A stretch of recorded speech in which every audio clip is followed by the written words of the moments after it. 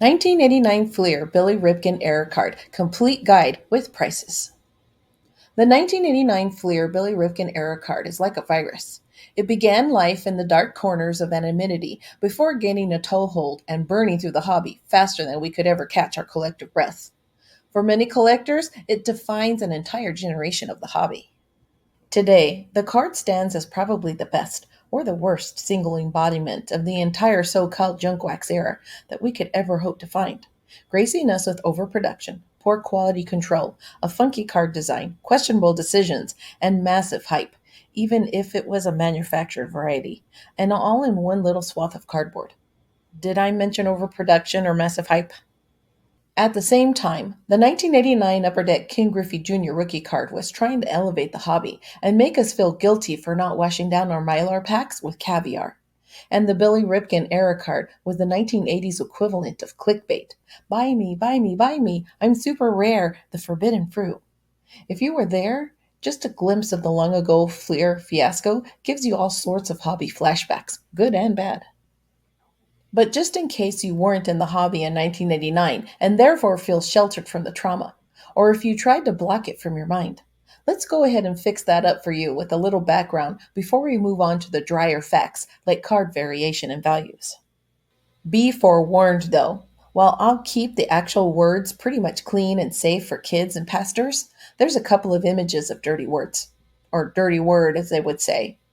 Actually, it's the word, the big one, the one that threatened Ralphie with lifebuoy blindness. Not that. Yes, that. 1989 Fleer, Billy Ripken error card, the setup. The Baltimore Orioles entered the 1989 season as baseball's laughingstock, coming off a ridiculous 54 and 107 showing in 1988 that left them buried so far in last place in the American League East that they were also granted an honorary last place finish in all of baseball's three other divisions. Pretty much every aspect of the 1988 O's stunk like a bucket of forgotten crabs left to marinate in the Baltimore dugout during a long July road trip. Even the already legend Cal Ripken Jr. stumbled to a 264 batting average with 23 home runs and 81 RBI. Eddie Murray paced the team with 28 home runs and 84 ribbies, for what it's worth. If there was anything at all to look forward to in Baltimore, it was that the Orioles at least had some young talent edging towards the major leagues. The pitching staff that summer featured 24-year-old Jeff Ballard in the rotations, with Bob Malacky, Kurt Schilling, Pete Harnish, and Greg Olson all clocking some major league innings, all at under 25 years of age. Meanwhile, guys like Brady Anderson, Craig Worthington, and Steve Finley gave the Baltimore faithful at least a glimmer of hope among position players. But one young guy who really made his presence felt during that summer spent in baseball's outhouse was none other than Billy Ripken, who just so happened to be Cal's younger brother.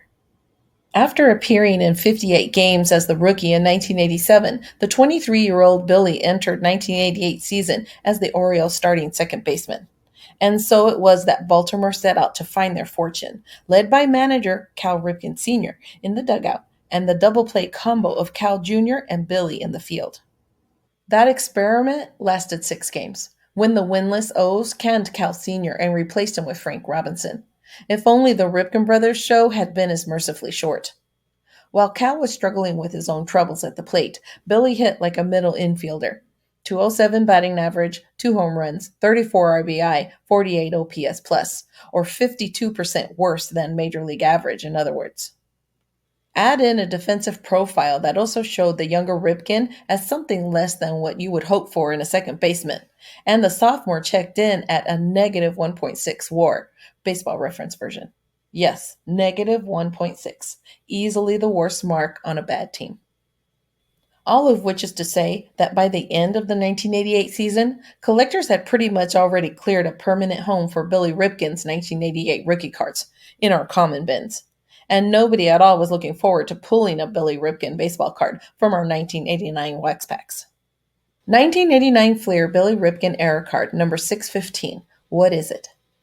All that changed after about the second copy of the 1989 Fleer Billy Ripken card saw the light of day. So, by 1989, the hobby had done exploded. That's in my local vernacular. And if there was one thing that the dizzying activity of the previous few years had taught us, it's that the next mania was just a wild hair away. And though the Aeromania from earlier in the decade had subsided to a large degree, swallowed by rookie card mania, we were always on the lookout for a gaffe a card company might make. They couldn't burp sideways without our calling them out on it. And so it didn't take long at all for the 1989 Fleer to set the hobby ablaze, not when eagle eyes across the nation spotted the vulgarity in perfect synchronicity. In case you missed it, or in case you've been living under said crap bucket for the last 3 decades, the error is right there on the knob of Ripken's bat. The card is known by all of those euphemisms, but usually by the full, straight out vulgarity. It was shocking. It was horrifying.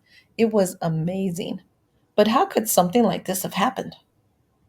How did the 1989 Fleer Billy Ripken error card really happen? This was, of course, the first question that parents, teachers, priests, and English teachers across the land screamed from cardboard mountaintops when the Billy Ripken F face card first came to light. How in the world did something like this happen? How did a bat like that even exist? How did the censors not kill that card before it made it out of the shadows? And who is John Galt? There was so much immediate speculations. Among the theories were Ripken did this alone because he's a jerk. Another player or players, maybe even Cal, pranked Ripken. Fleer planted the card to generate publicity. Ripken and Fleer conspired to perpetuate this act. C. Nettles created the error to turn down the heat. The KGB. Ripken himself has waffled on the explanation over the years, claiming ignorance early on before blaming his teammates. In more recent interviews, Billy has stuck to this basic story. Ripken's bag of bats arrived at Memorial Stadium early in 1988, but they were too heavy and he had to send them back. He decided to keep one of the big bombers, though, for batting practice. And in order for him to easily differentiate his BP bat from everyone else's, since they were just basically piling up, he had to come up with a distinctive marking. He chose to write Rick Face on the knob. Why this particular phrase? The folly of youth, maybe. And how did that bat end up in the Fleer photo? According to Ripken, he had just finished batting practice one day, throwing his bat to the side, when a photographer asked him to take some pics. So Billy Rip picked up his bat again and headed off to pose. All right, but then how did Fleer not notice the obscenity on the bat, and how did they allow the photo to get out in their wax and cello and rack packs in 1989? That part is an enduring mystery, and it's at least possible, though unlikely. Fleer sort of looked the other way, hoping to generate some buzz. Even if that wasn't the plan, the Ripken error card did indeed generate plenty of buzz.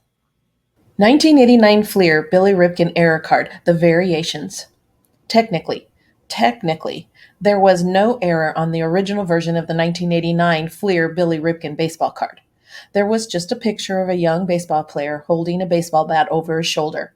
The name, the team, the position were all correct, modulo the Billy argument. It just so happened that the knob of the bat dropped the F bomb on the hobby. And so there was an error on the card. An error in judgment at the very least, on Ripken's part for sure, and neither an error in judgment or an error in editing and proofing on Fleer's part. But for whatever they lacked in terms of due diligence in issuing the card, Fleer jumped to the ready once the news of the Ripken vulgarity got loose in the wild. Card shows, hobby publications, and even national media outlets. And Fleer undertook a plan of action that was both swift and indecisive. How did they fix their error? Well, it was a multi-pronged approach to begin with. The following is a retro guess at chronology, based on evidence available here in the 2020s. The actual order of steps may have been somewhat different before we were able to document every waking moment.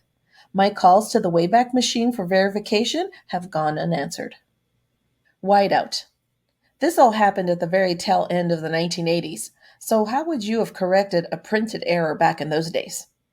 Well, you would have used whiteout, or the genericized version, whiteout. That's exactly what Fleer did too. Yep, they whited out the offending language on Ripken's bat knob, and voila, problem solved. Except something about the solution apparently didn't sit quite right with someone at Fleer because they turned to something a bit less blocky. White scribble. The so called white scribble was another attempt to cover up old Rickface. Less blocky than the straightforward whiteout approach, the white scribble sort of obscured the obscenity, but really didn't block it out. It was sort of like Fleer applied the block, then tried to erase it. Evidently, white scribble didn't quite hit the mark either, because Fleer moved on to black scribble. The black scribble solution involved, you guessed it, scribbling through Rickface with some sort of black marking, maybe a Sharpie or maybe a marker you used in fourth grade that you sort of just dropped in the drawer of your room. It was there when you left home. It might still be there. Anyway, black scribble hid the bad word pretty well, even if it did look sort of amateurish. For whatever reason, Fleer still wasn't happy, so they tried again, this time opting for the airplane inspired black box. This one went back to the full on blocked out approach of the whiteout fix, only using a big black box instead of a white one. Black box sort of gives the impression that there's a piece of black electrical tape on the bat knob, which actually seems like something you might see, though I'm really not sure why. And with that, the major Fleer attempts at correcting the 1989 Fleer Billy Ripken error card, which really isn't an error card at all, were in the books. So, to recap, those were whiteout, white scribble, black box. But the truth is, those four categories fall a long way short of representing all the variations and combination of variations of the 1989 Fleer Billy Ripken card that have come to light in the ensuing decades. One intrepid collector has put together a gallery of Ripken variations over on the PSA website, and while these four buckets are well represented, the number of breadth and permutations is truly mind-blowing. You can see the full gaudy display on the PSA website. But before we move on, we should give at least a quick nod to another variation that cuts across all the others. Saw cut. Yeah, across most or all of the 1989 Fleer Billy Ripken variations, you will occasionally find this additional saw cut variety or defect that features a long, skinny rectangle that blocks out part of the card from the bottom up, like a saw cut the card at this point. Even the saw cut can be found in a variety of locations, adding to the exposition of B-Rip variations. Now, no matter which Ripken variation you're looking at, and no matter when you're looking at it, one concern that's always at the top of mind of collectors when it comes to the hobby juggernaut is 1989 Fleer Billy Ripken error card value. So we've spent a lot of words and mental effort to get to this point, but what's the payoff? What is the 1989 Fleer Billy Ripken error card worth? Well, thanks to the accessibility of the modern market, we can get to that answer pretty easily. If we hop on over to the PSA auction prices realize tool, we see that the most common condition for the various renditions of the Ripken card is a PSA 9. Couple that information with the population information about each variation, and we come up with a pretty good pricing guidance. So let's run it down, card by card. Rick Face. As of September 2022, PSA has graded 9,621 copies of the Billy Ripken error card in this original F-Face configuration.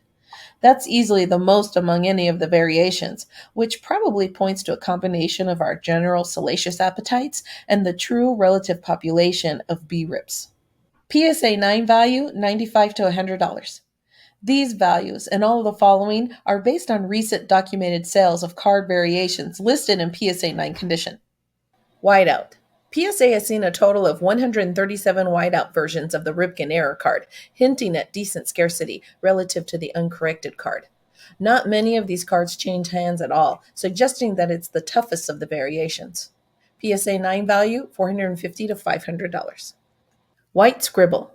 When it comes to scarcity, though, whiteout has to stand in line behind white scribble, of which PSA has graded just 103 copies. Not too surprising, this one carries the steepest price tag, too. PSA 9 value, $1,100 to $1,300. Black scribble. So far, PSA has handled 1,092 black scribble copies of the Billy Ripken error card, which slots it somewhere in the middle of the road amongst the basic variations of the hobby stalwart. PSA 9 value, $50 to $60. Black box. Based on the PSA population report, the black box version of the 1989 Billy Ripken error card does seem to represent Fleer's final solution to the Rickface problem. As of September 2022, the grading giant has handled 2,756 of this rendition of the Ripken card. PSA 9 value, $25 to $30. Raw values.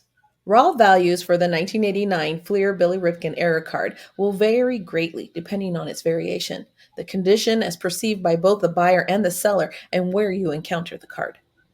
You can get a good idea of the current going rates, though, by checking out recent sold listings on eBay.